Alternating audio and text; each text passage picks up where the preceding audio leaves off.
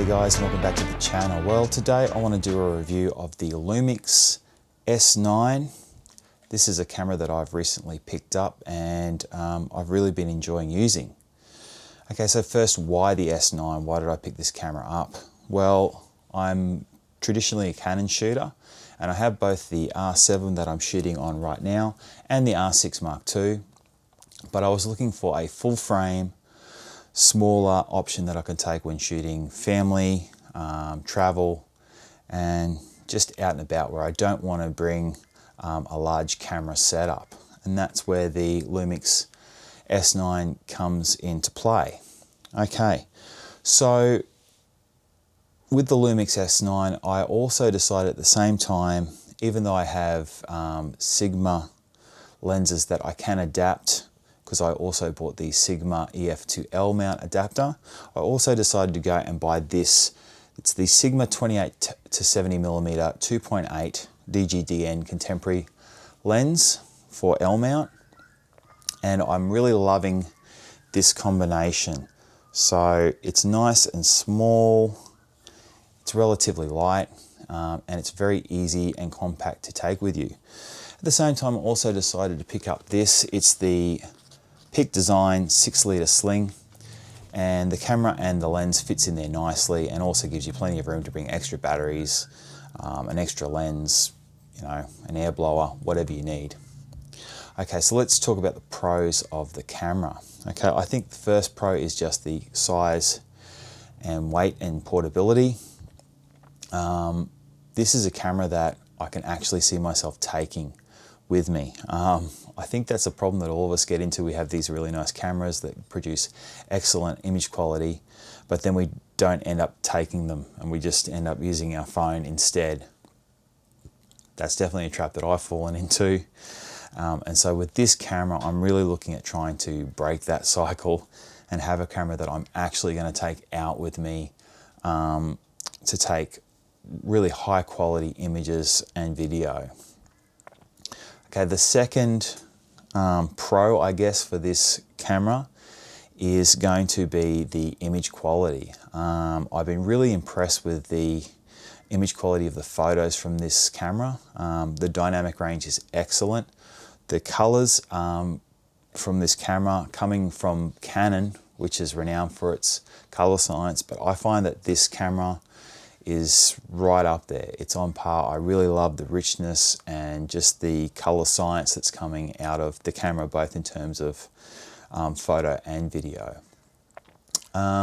Next would be the video features that you get with this camera. Okay, so you're getting open gate, you're getting 6K, you're getting a variety of options of different image quality and codec that you can pick from. Okay, and then it's up to you to decide what you need and what you don't need. You might not need OpenGate. I haven't been using OpenGate, but it's nice to know that I have it there if I want to use it. The next pro would be just the build quality.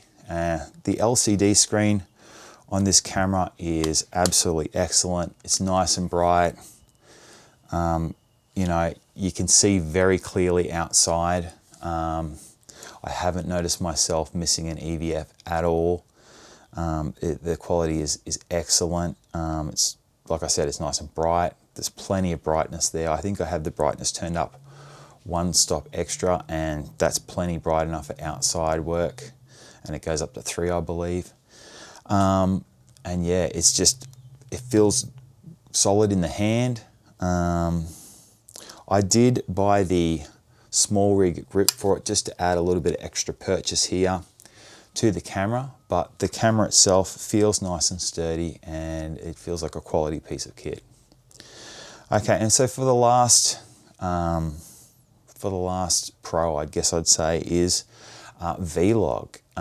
So I'm really loving shooting video on this camera. You have a lot of options, so you can shoot with LUTs, you can shoot with the different profiles like Cine D, which all look excellent, but you've also got vlog in there, which you can obviously grade later yourself. And I'm finding that vlog just gives me a lot more flexibility, a lot more dynamic range than something like, say, C-Log 3 that I'm shooting on now, with the Canon. And I found that Vlog to be very easy to grade and to work with, and yeah, it's just been a very positive experience. Okay, so what are some of the negatives? Okay, because there's going to be negatives. I think maybe just one thing is it's just slightly slower in terms of responsiveness, in terms of turning the camera on, taking photos, and just general responsiveness. It's just a little bit slower than something like the R6 Mark II, which is of course a professional level camera, and this is more of sort of like a dad cam, like an everyday camera. So maybe that's an unfair comparison, but I just find it just that little bit slower than something like, say, the R6 Mark II. The next con is going to be one for other people, not really for me, but it's just the lack of an electronic viewfinder. You know, if you absolutely need an electronic viewfinder, then this is obviously a no-go for you, and you need something like the S5 II or the S5 IIX that has a viewfinder. But for myself, I find myself now, I transitioned about 2 years ago, and now I pretty much don't ever use a viewfinder when I'm shooting unless it's bright and I'm checking the photo after I've taken it. But for actually shooting photo and video, I'm always using the rear screen now. So for myself, it's not really a negative, but I know that for some people out there, they're gonna 100% want a viewfinder. So if you want that, you're gonna have to go for something like the S5 II. Okay, so for the next con, I'd say probably the autofocus. Now, I want to make it clear that the autofocus on this camera is good, okay? It isn't bad autofocus, it's good. It's better than the R7 that I'm shooting on right now, but it is not at the level of something like Canon with the R6 Mark II, which is just completely and totally reliable. I would say that it's just a step below that, but it's not at that level yet. But it is accurate, it is reliable, but you are going to get some missed shots in there. So that's just something to consider.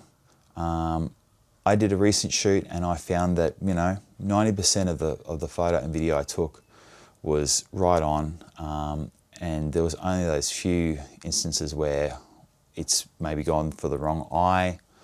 I never got shots that were completely out of focus, but sometimes it might focus on the eye that's slightly further away, stuff like that. So if you're doing really critical portrait work, that might be something that is a bit of a bugbear. But obviously you can go to single point and overcome that. But for the tracking modes, sometimes it's just not quite as good as something like an R6 Mark II or an R5 II.